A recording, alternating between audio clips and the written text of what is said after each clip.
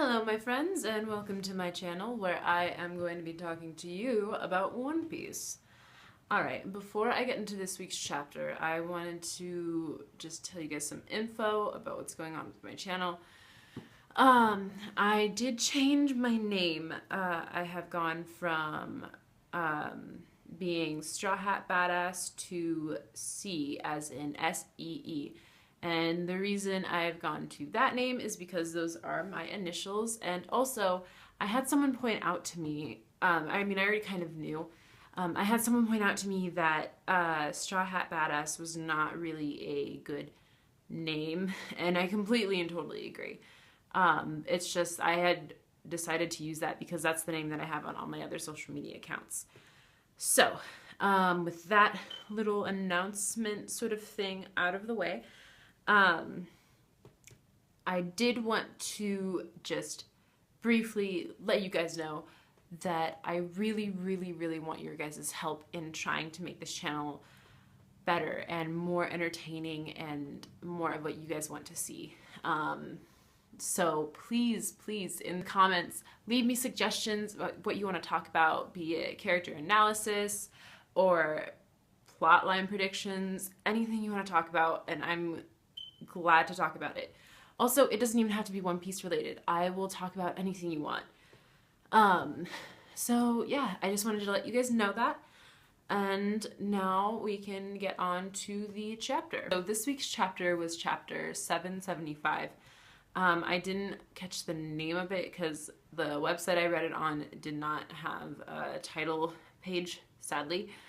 And that's my bad. I'll look it up later. So this week the chapter started off basically where it ended last week with the Tontadas right after Princess Mantry had just been rescued from Jorah. And within the first couple pages we learned some really interesting information about the princess's healing powers, because apparently they don't only heal, they also can like restore. And we find that out because Jorah's like, we need to get her back so that way she can fix the factory in case it gets completely destroyed, which apparently was part of Doflamingo's plan, or like his like backup plan the entire time. I found that to be really interesting, very unexpected.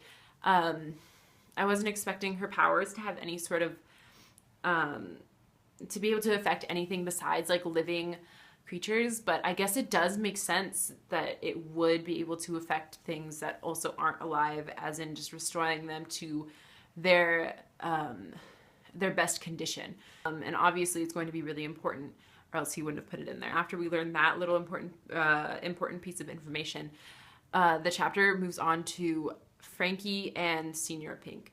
Now this is where most of the content of this video is going to go towards talking to, is about Senior Pink. Now, I'm just gonna say, first off, I feel like an asshole. I really did not like Senior Pink. My opinion of him was very low. I thought he was really weird and really obnoxious and so strange. Stranger than a lot of other characters we encounter in One Piece, and that's saying a lot. I thought he was just like this, just completely out of the just whatever character, and I was proven so wrong, and I'm so glad I was, but I also am not glad I was because it's really sad.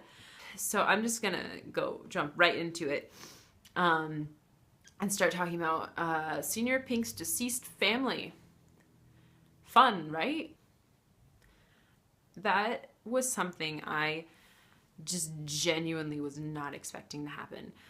I really wasn't expecting Senior Pink to get any sort of character development. I didn't think there was much about his character. I mean, maybe that's also because I didn't really enjoy his character very much, that I wasn't really thinking about it. I am so glad that Oda decided to put in his character development and let us know more about him. And it was so worth it. Just based off of the small amount of his life that we have seen from this chapter, it is incredibly devastating. He loses his son and his wife basically in one day. his son dies of a high fever while he's out pirating. And his wife, okay, I'm going to back up a little bit. I kind of missed an important part. When Senior Pink and his wife first meet, he tells her he's a banker because she hates pirates.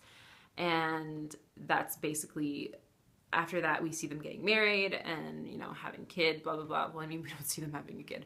But, you know, that's a thing that's implied. After that, we see that whole entire thing going on and that sadness. After his son dies, he comes back home because he was out pirating with the Doflamingo crew.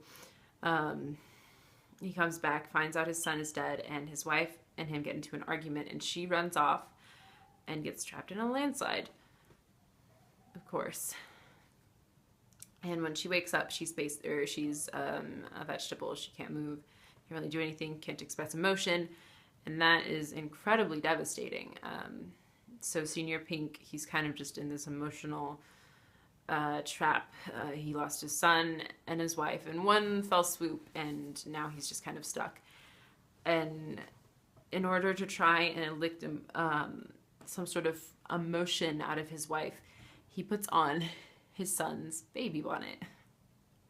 And that, to me, was probably like the most shocking thing that happened in that chapter. I thought of him as a just silly character. I really didn't think there was much to his character.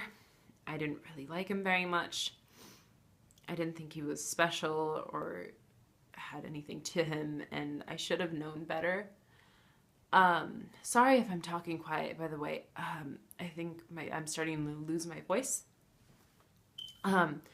Anyway, I didn't think that he had any sort of specialness about him, and I was proven very wrong. So basically that's where his outfit decisions come from, and it's a really sad thing. And after he makes his wife smile by putting on the baby bonnet, there are a couple panels of people basically calling him crazy and judging him based on what he was wearing, even though he's wearing it in order to try and make his wife smile again. And that is so heartbreaking that he's being ridiculed for trying to bring happiness back into his life. After that, it goes into back to the fight between Frankie and Senior Pink, and we see them and they're just having their manly showdown, you know, doing their thing. And it ends as we expected to. Frankie wins basically, but they do it in like an honorable way, and Frankie's like, hey man, after this whole thing's over, we can get a drink and you can tell me about the shit you were reminiscing about, because it's obvious that it was distracting you. And I thought that was a really good way to end the chapter. Very sweet, very heartfelt, and a lot of emotion put into that. And I thought that was very, very touching. Oh, the next chapter is not next week, actually. It's whatever issue 12 is, and I'm assuming that's like 2 weeks from now, sadly. But yeah, so that's that. So that either means that we're going to get back to Law and Luffy, or we're going to see Sabo, maybe. I think that would be a really cool thing, but seeing as the fact that there's a hiatus, we're probably going back to Law and Luffy, which is very exciting and also very terrifying. I'm really nervous to see what happens with Law's arm, what happens with the fight with Doflamingo, and what happens just all together. Because, I mean, I can feel that we're getting close to the end of this arc, or at least, you know, sort of close as it can be without the final villain having been defeated. So, yeah, that's really all I have to say about this week's chapter. I really hope you enjoyed the video. If you liked it, please subscribe, and you can share it with your One Piece buddies. I'm going to be posting it to my Tumblr and probably sharing a link to it on my Twitter. And I think that's really all I had to say. besides, please leave me your recommendations. I would really, really appreciate it. And thank you for watching. I will see you next chapter, my friends.